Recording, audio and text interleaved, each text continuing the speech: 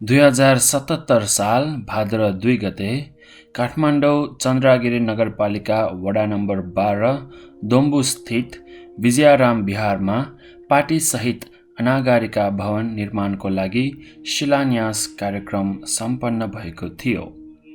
कार्यक्रममा श्री साक्यसिंह विहारका विहार प्रमुख श्रद्धेय भिक्षु चन्द्रगुप्त महास्थविर, विजयाराम विहारका विहार प्रमुख श्रद्धेय भिक्षु लखन सहित भिक्षु महासंघ, विजयाराम विहारका संस्थापिका अनागारिका सत्यशिला सहित अनागारिका संघद्वारा मङ्गल कामना शुभ आशीर्वाद गर्दै परिशुद्ध बुद्ध वचन परित्राण पाठको साथै शिलान्यास कार्य शुभारम्भ गरियो।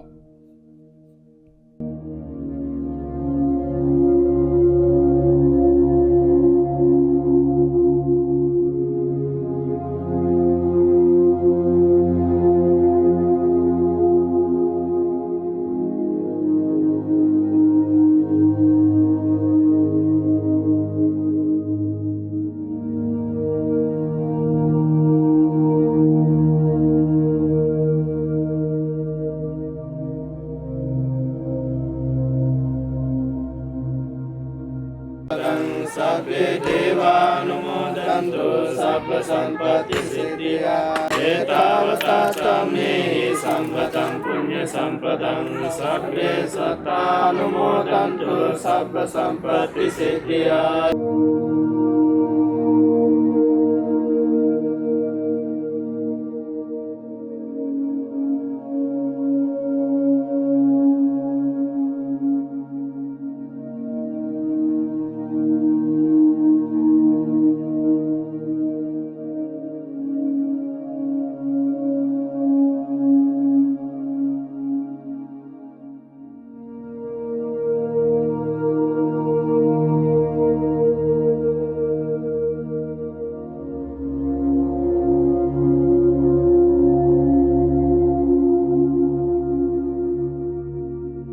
महामारीको रूपमा विश्वभरि फैलिरहेको कोरोना भाइरसको कारण शिलान्यास कार्यक्रम भव्य रूपमा गर्न नसके पनि यस कार्यक्रमको लागि भिक्षु नागरिकहरू, चन्द्रगिरी नगरपालिकाका मेयर श्री घनश्याम गिरिज्यू र उपमेयर श्रीमती लिसा नकर्मीज्यू सहित विजयाराम विहार कमिटी र विजयाराम विहार निर्माण उपकमिटिका पदाधिकारी र सदस्यहरू सहित कतिपय टोलवासीहरूका साथ विशेष रूपमा उचित अनुसार कार्यक्रम सम्पन्न गरियो।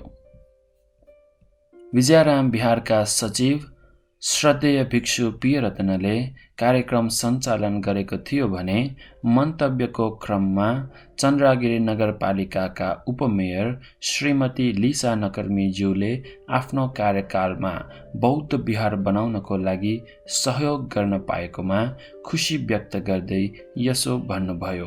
उहाँहरूसँग पनि एक खालको यो टिमले हातेमालो गर्यो भने मेरो विचारमा छिटै यो भवन तयार हुन सक्छ जस्तो चाहिँ मलाई लागेको छ भन्दै सबै यहाँहरूको सहयोगको लागि, यहाँहरूको सहयोग नभइकन यो भवन बन्दैन कि हामीले नगरपालिकाबाट एक हिसाबले बजेट राखिदिने हो, त्यसको लागि परिपूर्ति गर्ने सबै यहाँहरू नै हुनुहुन्छ, यहाँले नै गर्ने हो, हामीले मात्रै सामान्य रकमहरू छुट्याइदिने मात्रै काम गर्ने हो भन्दै सबैजनालाई फेरि पनि धन्यवाद दिँदै फेरि पनि यसलाई निरन्तरता दिनको लागि हामी छलफल गर्छौँ भन्दै मेयर साहबलाई पनि र एकपल्ट वडालाई पनि, वडामा पनि हामीले धेरैभन्दा धेरै बजेट पठाउने भएको कारणले गर्दा, धेरै बजेट चाहिँ वडामा जाने भएको कारणले गर्दा हामीले माथि सेन्ट्रलाइज नगरिकन पठाइराख्ने भएको कारणले गर्दा यहाँले वडा अध्यक्षसँग बसेर पनि एक खालको डिस्कसन गऱ्यो भने सम्भवतः यतापट्टि भनौँ न अलिक सजिलो हुने कुराहरू राख्दै सबैलाई पुनः धन्यवाद दिँदै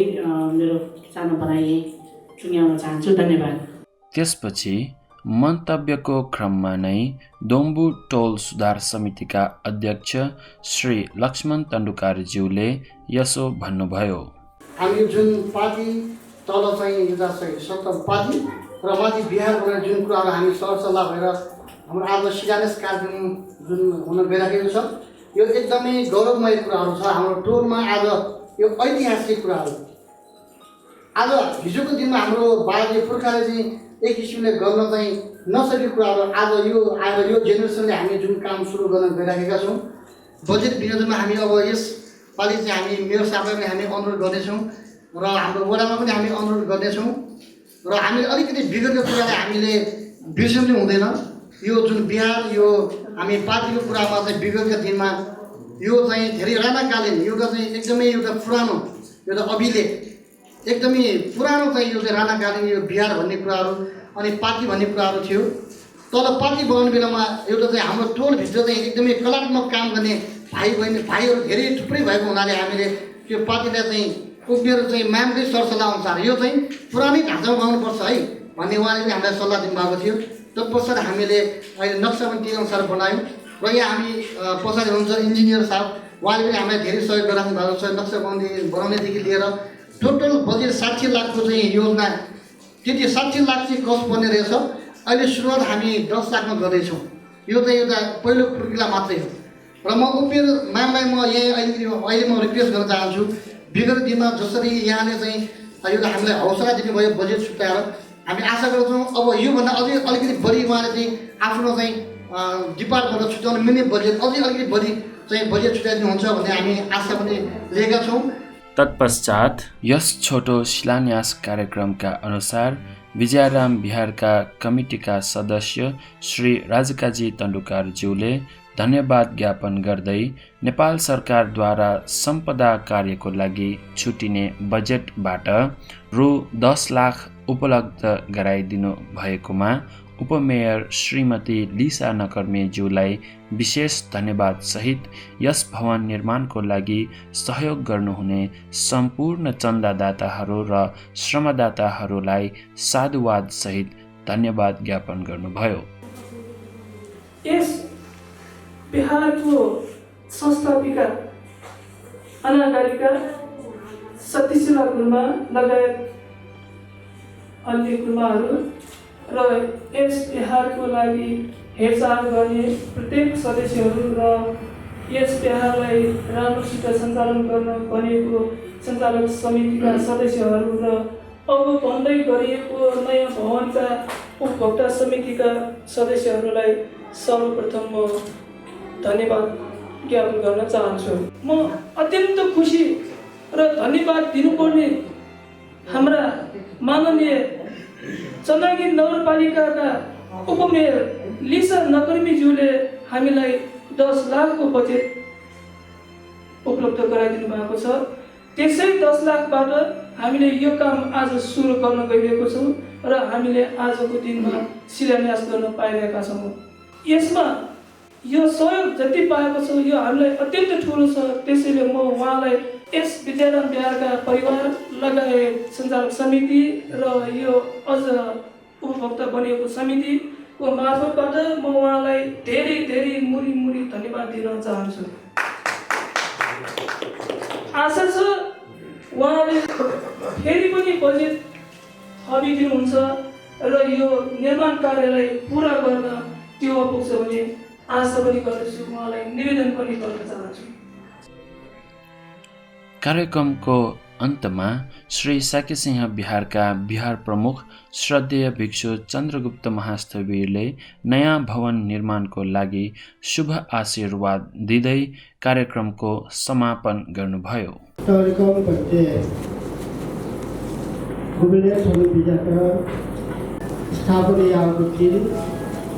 वर्ष 2004 सालका तो बिहार उले कार्यक्रम करते ठासे बिजना सकले चुना तो कारण नाथना बिहार निर्माण यात्रा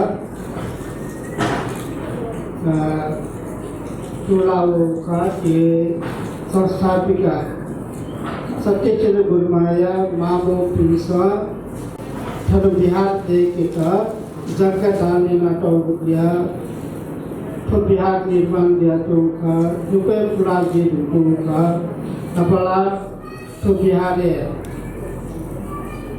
के छको बालक चंद्र का था जमची उठा का आवया भवन निर्माण जुला अनवया आर जिपा ठाउँ सोल बेगु गो अनागारिका भवन डका तालक अनागारिका पेचनी बुट्ठा उके तर्न जिसा ठाउँ शिलान्यासना यक्न निर्माण कार्य सिधैको फेमा दिएको कामना युगो खण्डबाट हनेरको कोटाका थिए सक्षता दिएमा मङ्गल दिएमा दिएको कामना मात्र साधु साधु साधु।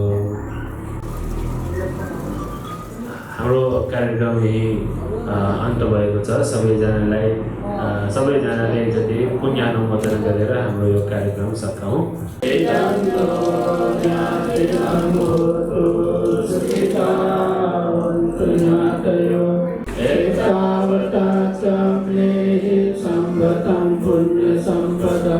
सर्वे देवानुमोदन्तु सर्व सम्पत्ति सिद्धिया एतावता च मे संवदं पुण्य संपदं सर्वे भूतानुमोदन्तु सर्व सम्पत्ति सिद्धिया साधु साधु साधु। कार्यक्रम पश्चात भवन शिलान्यास गर्नको लागि भिक्षु लखन चन्द्रगिरी नगरपालिकाका मेयर श्री घनश्याम गिरिज्यू र उपमेयर श्रीमती लिसा नकर्मीज्यूहरूबाट शुभ साइटमा शिलान्यास सुसम्पन्न गरियो।